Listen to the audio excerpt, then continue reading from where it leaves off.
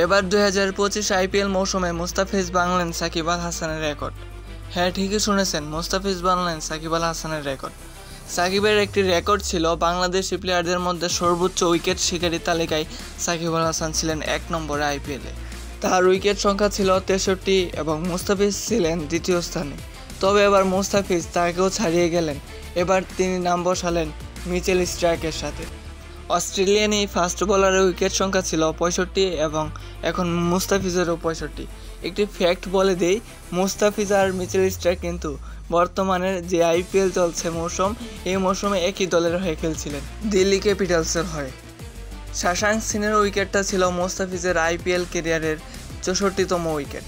আর কোনো বাংলাদেশি কি এই রেকর্ড ভাঙার চান্স আছে, আপনার কি মনে হয়? তবে আপনার বর্তমান প্রেক্ষাপট অনুযায়ী বিবেচনা করা লাগবে। যদি বর্তমান প্রেক্ষাপট অনুযায়ী আপনি দেখেন, হ্যাঁ চান্স আছে একটা প্লেয়ারের, সেই প্লেয়ারটা হচ্ছে আল হাসান।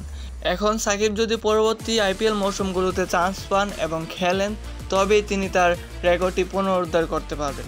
তো আপনার কি মনে হয়, সাকিব মুস্তাফিজের এই রেকর্ড কি কেউ ভাঙার ওই সম্ভাবনা আছে বাংলাদেশি কোনো প্লেয়ারের, এবং সাকিব কি তার রেকর্ড পুনরুদ্ধার করতে পারবে? কমেন্ট বক্সে জানিয়ে দিবেন আপনার মতামত।